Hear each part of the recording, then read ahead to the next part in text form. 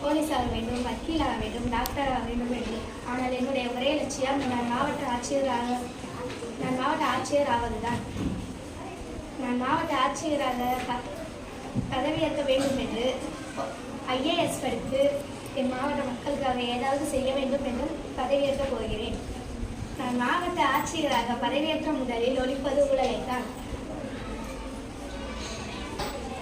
என்னுடைய வேலையில் மிகவும் நேர்மையுடனும் வெளிப்படையாகவும் இருப்பேன்.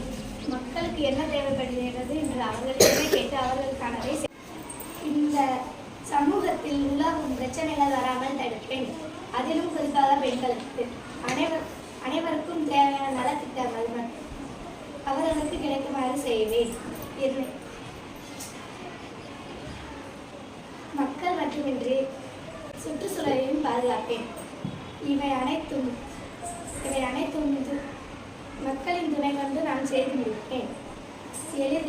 என்னை எளிதில் மக்கள் சந்தித்து தங்களின் குறைகளை சொல்லலாம்.